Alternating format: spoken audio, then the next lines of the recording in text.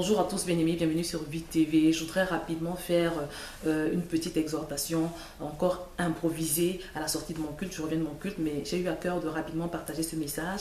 Ma petite exhortation est basée sur Jean chapitre 15 au verset 5, là où Jésus nous recommande de demeurer en lui. Parce que sans lui, nous ne pouvons rien faire. Je voudrais dire à un enfant de Dieu, que tu sois enfant de Dieu ou pas d'ailleurs aujourd'hui, que sans Dieu, tu ne peux rien faire. Ce verset est simplement l'expression d'une réalité vibrante dans ta vie et dans ma vie. Sans Dieu, nous ne pouvons rien faire. Vous savez, Dieu incarne tout ce qui existe de bon, parfait, excellent. La parole de Dieu nous dit que toutes choses excellentes proviennent de lui. Je fais cette exhortation parce que beaucoup de gens continuent de penser qu'ils peuvent réussir leur vie sans Dieu. Je voudrais te dire, mon bien-aimé, qu'il n'y a pas de réussite sans Dieu.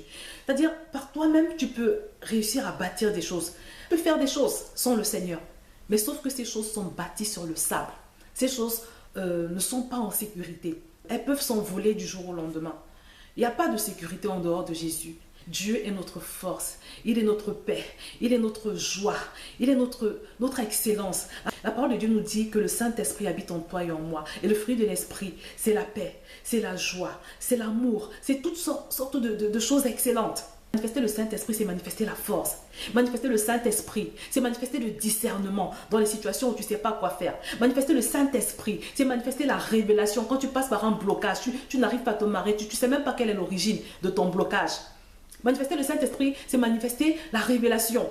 Quand tu te retrouves stérile, depuis 10 ans que tu es marié, tu es dans le Seigneur, tu as accepté Jésus. Depuis 10 ans, tu n'arrives pas à faire d'enfant. Le Saint-Esprit est celui qui te révèle ce qui se cache derrière ta situation. Parce qu'une stérilité peut avoir plusieurs origines. Derrière une stérilité peut se cacher un mari de nuit. Derrière une stérilité peut se cacher un péché.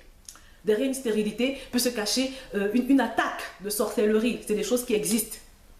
Donc le Saint-Esprit habite en nous selon 1 Corinthiens 3,16. Nous sommes le temple du Saint-Esprit. Et je voudrais te dire aujourd'hui que ton succès, ta victoire seront à mesure du niveau jusqu'où tu te laisses imprégner par ce Saint-Esprit. Ton succès dans ta vie sera à la mesure du niveau jusqu'où tu laisses le fruit du Saint-Esprit se former à l'intérieur de toi. Il y a des personnes qui s'imaginent qu'elles peuvent réussir leur vie en restant tièdes ou en restant superficielles avec le Seigneur. Ce n'est pas possible. Tu dois te livrer à Dieu. Tu dois te donner à Dieu. Et c'est mon message d'aujourd'hui, mon bien-aimé. Il nous dit dans sa parole d'être soit froid, soit bouillant. Et quand il le dit, tu sens qu'il est ferme, il est rigoureux sur ce principe. Dieu veut que tu sois froid, soit bouillant. Parce que ce que tu dois savoir, c'est qu'il y a des réalités spirituelles.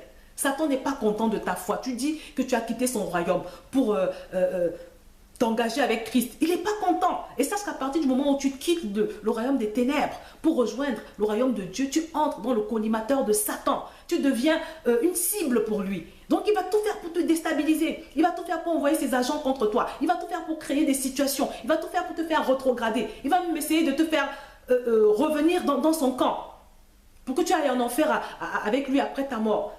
Donc le Seigneur t'invite aujourd'hui, mon bien-aimé, à l'embrasser. Si tu dis que tu es dans le Seigneur, sois véritablement dans la foi. Si tu dis que tu es dans le Seigneur, ne fais pas les choses à moitié. Va jusqu'au bout de ton engagement. Ce que je te dis est tellement important, mon bien-aimé. La Bible dit que le Saint-Esprit, c'est la paix. Si tu veux plus de paix dans ta vie, mon bien-aimé, remplis-toi du Saint-Esprit. Si tu veux plus de force, remplis-toi de l'Esprit de Dieu. Comment est-ce qu'on fait pour se remplir du Saint-Esprit? Déjà, prendre conscience qu'il vit en toi. Cultiver cette crainte de Dieu. Parce que tu sais qu'il est avec toi et en toi. Tu peux faire pour ne pas l'offenser. Manifeste également de la révérence. La révérence, c'est quoi? C'est reconnaître que le Saint-Esprit est Dieu. Reconnaître qu'il est plus intelligent que toi. Et ça se traduit comment? Quand tu veux prendre un engagement, quand tu veux faire un choix, quand tu veux prendre une direction.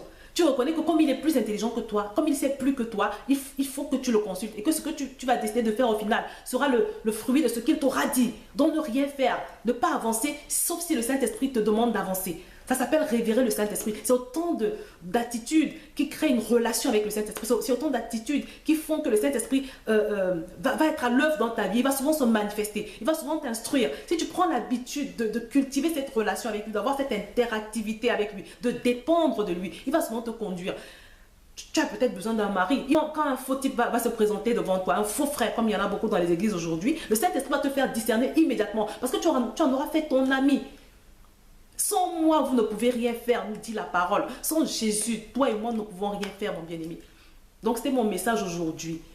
Tu as besoin de force, tu as besoin d'excellence, tu as besoin de révélation par rapport à la situation qui est devant toi. Si tu veux changer de vie, change ta relation avec le Saint-Esprit. Il n'y a pas de changement possible sans qu'on change notre relation avec Dieu, sans qu'on modifie notre relation avec le Saint-Esprit. Il n'y a pas de changement possible, il n'y a pas d'amélioration de ta vie possible sans améliorer ta relation avec Dieu. Sortons de la tiédeur, sortons d'une relation superficielle avec Dieu. Dieu n'aime pas ça. C'est pour ça qu'il te dit, choisis ton camp. À la limite, si tu ne veux pas être bouillant pour le Seigneur, retourne dans la froideur. Parce que Satan, là au moins Satan va te ficher la paix, il va te laisser tranquille.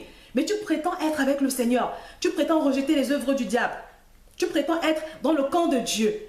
Et en même temps, tu te désintéresses de Dieu. Tu ne peux pas vouloir une chose et son contraire. Beaucoup de chrétiens sont attaqués, bloqués, désorientés à cause de cette attitude, de cette tiédeur. Mon bien-aimé, je vais pas être longue. J'ai dit que j'allais faire une petite exhortation. C'est une vidéo improvisée. Là, je reviens de mon culte. J'ai tenu à faire cette vidéo. Je ne sais pas pourquoi. C'est un sujet que j'ai à cœur. Parce qu'il y a trop de chrétiens qui souffrent. Il y a trop de chrétiens qui passent par des situations qui ne devraient pas passer. Ce n'est pas normal que dès qu'on dit qu'il y a une épidémie de choléra, une épidémie de je ne sais pas quoi, tu es la première personne à attraper cette maladie. Ce n'est pas normal que dès qu'on dit qu'il y a un chômage qui se profile à l'horizon, il y a des gens qui vont être virés de ta société, que tu fasses partie des premières personnes qui sont virées de la société. Tu es la personne à qui les pires choses arrivent toujours. Ce n'est pas normal, ce n'est pas un bon témoignage. Ça ne glorifie pas Dieu. Parce qu'en plus de ça, nous devons glorifier Dieu dans toute notre vie. Mais un chrétien qui n'est pas lié à Dieu, un chrétien qui ne marche pas vraiment avec Dieu, ne pourra jamais glorifier Dieu. Parce que ce vide de Dieu dans ta vie, il est occupé par Satan. Le vide, la place que tu ne donnes pas à Dieu dans ta vie est occupée par Satan, mon bien-aimé. Ne te fais pas d'illusions là-dessus. Le message que le Seigneur me met à cœur aujourd'hui, cette place que tu ne lui donnes pas, tu te désintéresses de lui pour t'intéresser à toutes sortes de choses. Cette place que tu ne lui donnes pas est occupée par Satan. Ça fait qu'il y a des failles, ça crée des failles, des ouvertures. Et c'est pour ça que Satan t'attaque, c'est pour ça que tu as toutes sortes d'ennuis malgré ta foi. Donc, bien-aimé, revois ta relation avec Dieu. Fais de lui l'objet de ta quête de tous les jours. La relation avec Dieu se passe par palier. Tu ne peux pas accepter Jésus et rester au premier niveau. Mais il faut passer au niveau supérieur. Et après ce niveau, il y en aura encore un autre. La relation avec Dieu se passe par couche, par dimension. Avec Dieu, tu dois aller de gloire en gloire.